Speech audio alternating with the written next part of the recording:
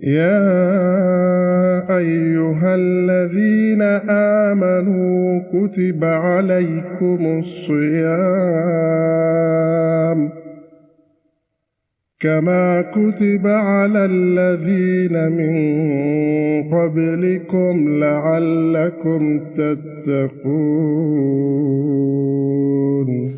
أعوذ بالله من الشيطان الرجيم. بسم الله الرحمن الرحيم، والصلاة والسلام على أشرف الأنبياء والمرسلين سيدنا محمد وعلى آله وصحبه أجمعين. أما بعد، إخوتي الكرام، السلام عليكم ورحمة الله وبركاته. On va essayer, Inch'Allah, à répondre à certaines questions grâce à l'aide d'Allah subhanahu wa ta'ala. Donc, ici, il y a une question. Donc, à savoir, quel est le jugement du jeûne de celui qui se réveille après Al-Fajr sans se laver de Janaba. Ça veut dire quelqu'un qui doit faire la grande ablution, Janaba, et il ne l'a pas fait la nuit jusqu'à après Al-Fajr, étant en jeûne. Est-ce que son jeûne est valide ou pas valide? J'ai dit son jeûne est valide. Pourquoi? Pour les hadiths rapportés par le Bukhari d'après Aïcha et Salama radiyallahu anhuma, qu'Allah les agrée. Ils ont dit que les messagers d'Allah sallallahu alayhi wa sallam s'est retrouvé en état de janaba, ça veut dire souillure physique, après avoir eu des rapports avec sa femme, puis accomplissait les grandes ablutions et faisait le jeûne. Ça veut dire après le Fajr, il accomplissait ces grandes ablutions et après il faisait les jeûnes. Donc ça ne reprend pas les jeûnes. Quand on dit après le Fajr, ce n'est pas comme chez nous ici. 9h, 10h, comme ça les gens se réveillent. Non, non, non. Pour les prophètes, voilà, il a entendu Azan el Fajr, l'appel d'El Fajr. Et voilà, il était à Janaba et il s'est lavé et allait faire la prière d'El Fajr à la mosquée. C'est comme ça. Donc ça veut dire, même si on peut se réveiller avec la Janaba et se laver après, il faut que ça soit vite, comme le prophète Massasem l'avait fait. Ce n'est pas permis à rester jusqu'à 9h ou rester jusqu'à 10h et après on se réveille, on dit non, le prophète sallallahu alayhi wa sallam s'est réveillé de Janaba.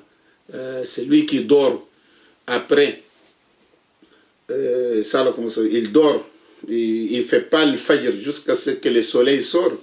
Ils ont demandé, le prophète Muhammad sallallahu alayhi wa sallam, il a dit c'est un homme que Shaitan a uriné dans son oreille. C'est lui qui s'est réveillé après la sortie du soleil, il fait le Fajr, c'est quelqu'un que Shaitan a uriné sur son oreille, comme le prophète Muhammad sallallahu alayhi wa sallam l'a dit. Donc voilà, ça c'est la réponse de cette question. Il y a une autre question ici. Quel est le sort d'hygiène de celui qui a fait un rêve érotique avec souillure pendant les jours de Ramadan? Quelqu'un qui jeûne pendant la journée, il est endormi et après il a vu des rêves érotiques et après il a vu des souillures, ça veut dire les spermes, la journée. Et c'est un rêve. En se réveillant, il a vu. Donc, je dis que son jeûne est valide aussi. Pourquoi son jeûne est valide? Parce que le prophète Muhammad sallallahu alayhi wa sallam a dit, dans un hadith rapporté par Imam Ahmed, al-Musnad, et c'est un hadith authentique, il a dit la plume a été levée pour 3 personnes. Ça veut dire que ces 3 personnes ne sont pas responsables. Parmi ces 3 personnes, pour la personne qui dort jusqu'à ce qu'elle se réveille. Donc ça veut dire que la personne a vu un rêve érotique en dormant. En dormant, il n'est pas responsable comme ça de ses actes vis-à-vis Allah subhanahu wa ta'ala. Il n'est pas responsable de ses actes. Donc voilà, avec ses rêves érotiques, il s'est réveillé, il a vu les sphères. Donc ça n'annule pas le jeûne. il se lave et puis il continue son jeûne.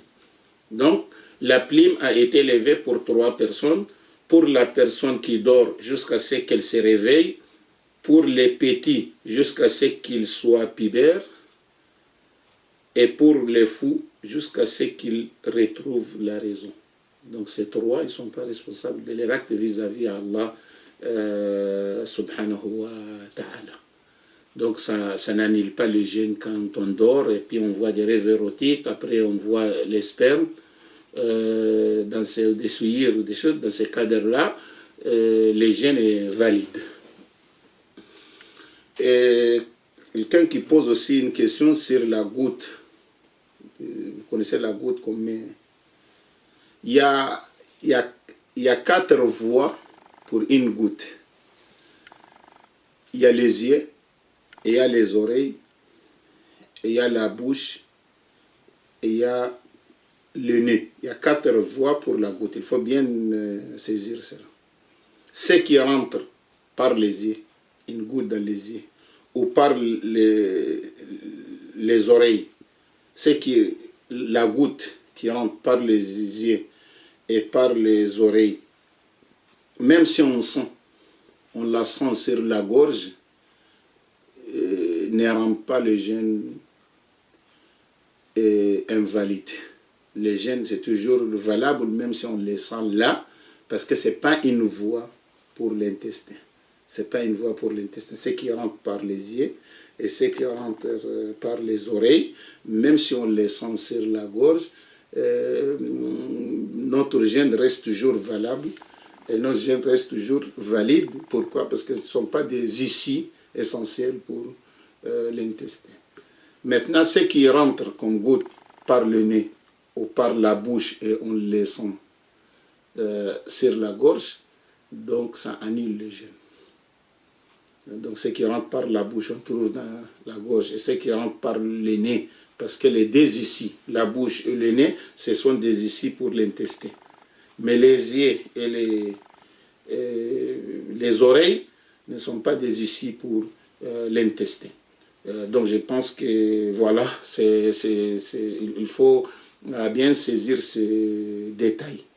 Il faut bien saisir ces détails. Mais même pour la bouche et pour le nez, sauf si on les sent ici. Mais si on ne les sent pas sur la gorge, les jeûnes est bon. Mais pour les yeux et les oreilles, même si on les sent là, les jeûnes est bon.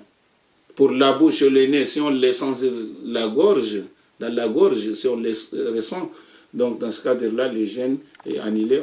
On continue la journée et on rattrape un jour à la place. Maintenant, il y a ici une dernière question sur quelqu'un qui est malade de l'asthme. Vous savez, il y a des salles comme ça, Ventoline. Il utilise la Ventoline ou pulvérisateur de l'asthme. On dit le pulvérisateur de l'asthme ou bien la Ventoline qu'il utilise. Est-ce que ça annule les gènes ou pas? Non, ça n'annule pas le gène. On peut l'utiliser parce que ça arrive au niveau au niveau des poumons et il n'annule pas les gènes. Wa sallallahu alayhi wa sallam.